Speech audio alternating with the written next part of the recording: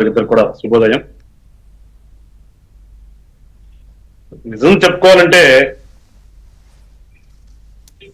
Endowments వ్యవస్థే పాడైపోయిందండి రాష్ట్రంలో. ఇప్పుడు కాదు, గత కొన్నేళ్ల నుంచి కూడా దేవాదాయ ధర్మాదాయ శాఖలో అసలు ఏం జరుగుతుందనేది ప్రజలకు ఎవరికి తెలియదు.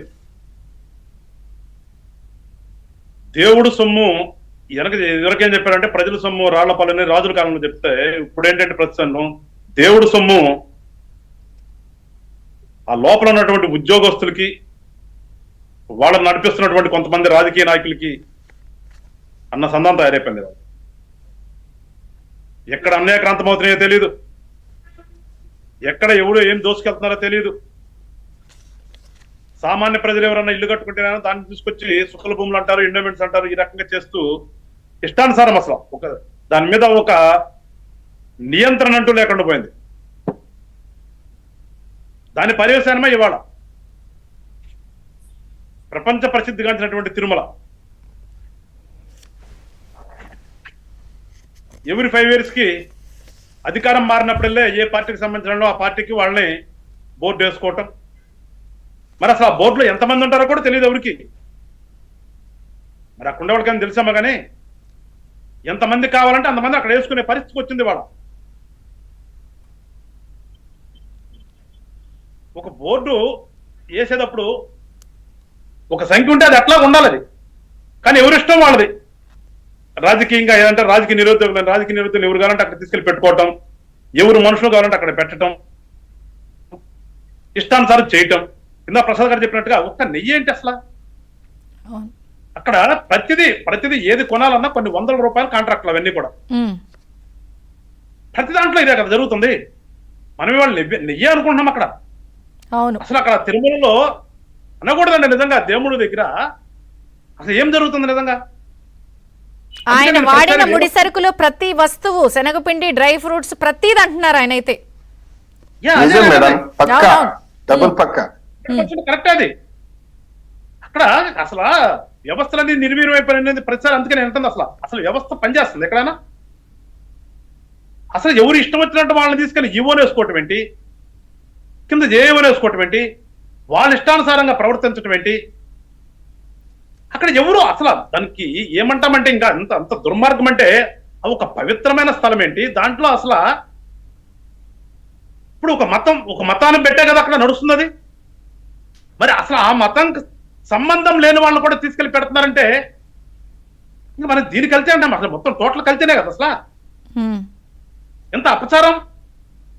నీ ఇష్టం వచ్చినట్టు అపచారం చేస్తూ దేవుడికి దండం పెట్టిన వాళ్ళని కూడా తీసుకెళ్లి అక్కడ అధికారులుగా పెడుతున్నటువంటి ఈ రాజకీయ నాయకులు ఏమనాలి ముందు? అది ఎక్కడ తప్పు జరుగుతుంది? ఫస్ట్ రాజకీయ నాయకుల దగ్గరే కదా. వీళ్ళని తీసుకెళ్లి పెట్టినాళ్లే కదా, లేదు వీళ్ళు ఇస్తున్న కాంట్రాక్ట్లే కదా. ఎందుకని ఇట్లా జరుగుతుంది? ప్రతిదానికి దేన్ని చూసినా కానీ మీరు అన్నట్టుగా ప్రతిదానికి డబ్బులే. ఒకరికి ఇస్తే ఎంత మనకి రివర్స్ వస్తుంది. ఆ రివర్స్ అంటే అదే కదా. అంటే ముందే వీళ్ళకి ఇవ్వాలి, వీళ్ళ ద్వారా మనకి ఇంత ప్యాకేజ్, దీని ద్వారా వీళ్ళంతా పంపకాలు మనకు రావాలి. అదే కదా రివర్స్ అంటే. అంటే కేవలం అక్కడ ఉన్నటువంటి ఆ పవిత్ర స్థలంలో భక్తులందరూ వచ్చి వాళ్ళ నమ్మకం కొద్దీ వాళ్ళు ఇచ్చే కానుకలు కానీ, లేదంటే పెద్ద పెద్ద ఇండస్ట్రీలు వచ్చి వాళ్ళకున్నట్టు నమ్మకం ఇచ్చే డొనేషన్లు కానీ, కొన్ని వందల వేల కోట్ల ఆస్తి దానికి ఉంటే ఇవాళ ప్రతి రాజకీయ నాయకుడు కన్నా దాని మీదే ఉంటుంది. ఎందుకంటే ఈజీగా దోసుకోవచ్చు దేవుడి పేరు చెప్పి. కానీ చెప్తున్నాం చంద్రిక గారు, దేవుడు ఉన్నాడని ఎంత నమ్ముతున్నాం మనం.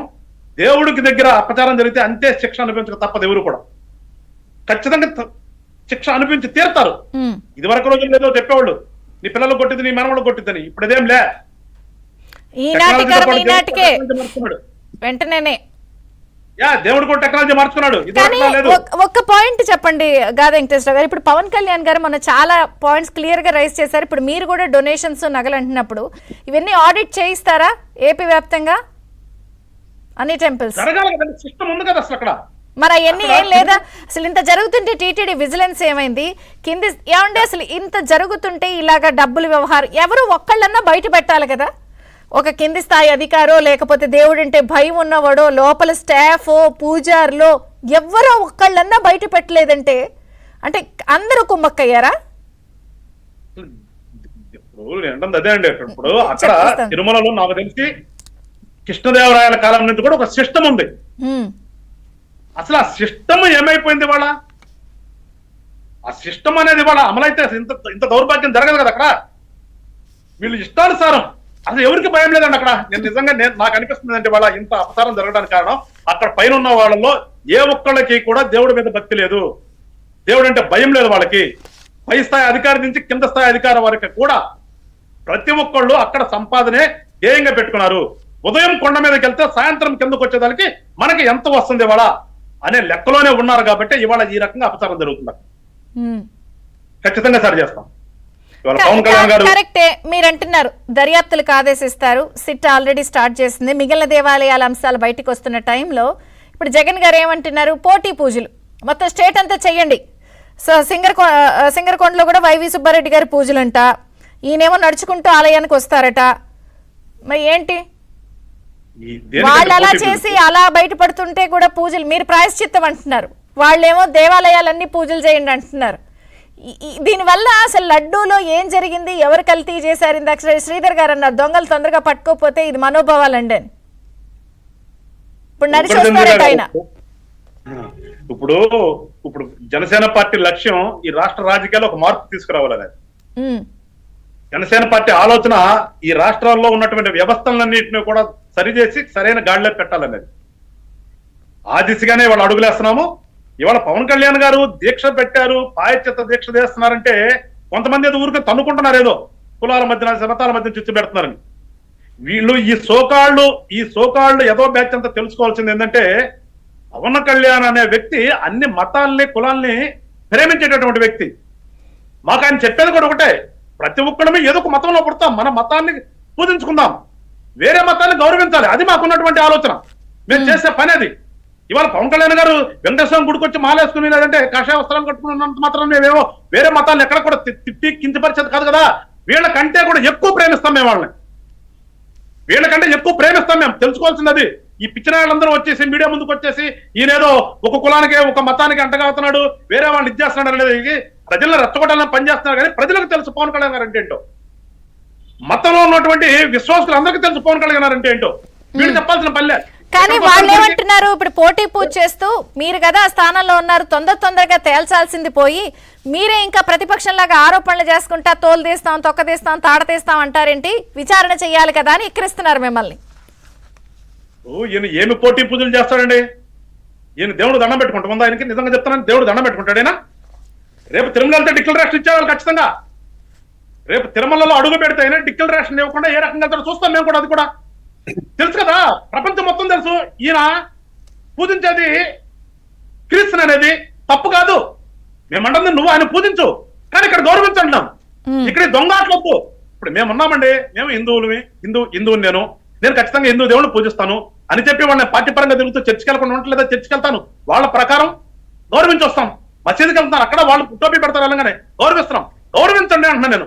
నీ దేవుడిని నువ్వు పూజించుకో, ఇతర మతాల వాళ్ళని గౌరవించు, కానీ నీ దేవుడి మీదే పూజిస్తాను, ఇతర మతాలందరినీ అగౌరవపరుస్తానంటే అది తప్పంటున్నాం మేము. ఇవాళ నువ్వు పూజ ఏం చేస్తావు? పూజలు పోటీగా నువ్వు.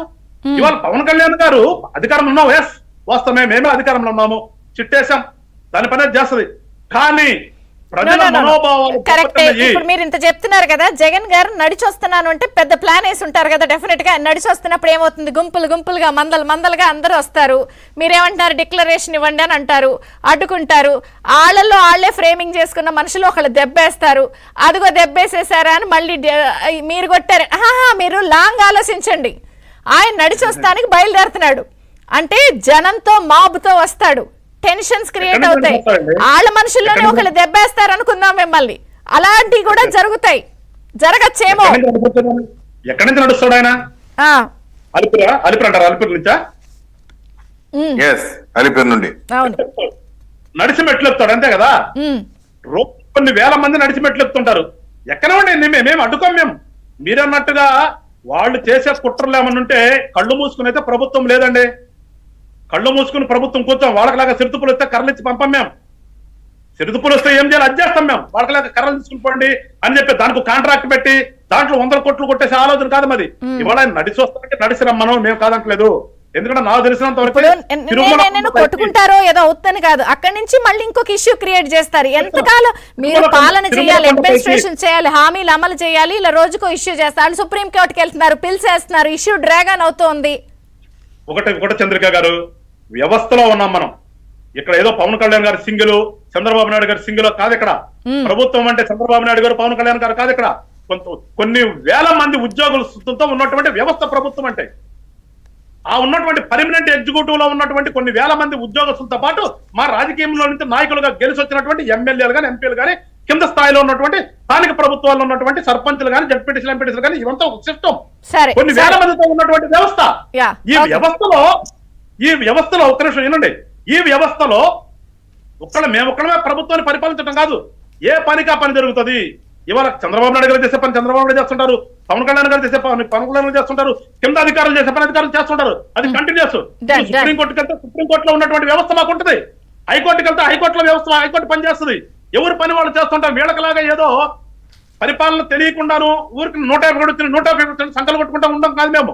మాకు పరిపాలన అంటే ఏంటో తెలుసు, ప్రజాస్వామ్యం విలువలు అంటే తెలుసు, ప్రజాస్వామ్యంలో పరిపాలించడం ఏ రకంగా తెలుసు మాకు. అందుకని వీళ్ళు ఎన్ని వేషాలు వేస్తారు మీరు అన్నట్టుగా. కొన్ని 100 మందిని తీసుకుని మెట్లు ఎక్కినా కానీ ఎక్కడ పని అక్కడ జరుగుతుంది. వాడు ఏ ఒక్కడు కూడా ఏ రకంగా వస్తున్నాడో ప్రతి ఒక్కడి మీద కూడా త్యాగ కన్నులాగా ఉంటది. అందుకని వీళ్ళు పనులు చేస్తే, వీళ్ళు ఏదో డైవర్ట్ చేయాలనుకుంటే అది అయ్యే పని కాదు. వీళ్ళు ఎన్ని డైవర్ట్లు చేయాలనుకున్నా కానీ డైవర్ట్ పాలిటిక్స్ కదా. నిన్న రథం తగలబెట్టడం, ప్రిపేర్ అయి ఉన్నారా, నడిచొస్తున్నారంటే ఏదో పెద్ద ప్లాన్ ఉంటుంది మళ్ళీ. సప్తగిరి ప్రసాద్ గారు, ఒక బ్రేక్ తర్వాత మీతో మాట్లాడతాను. ఇందాక కూడా ఏదో పాయింట్ రైజ్ చేస్తున్నారు మీరు. ఏనండి, రథాన్ని తగలబెట్టింది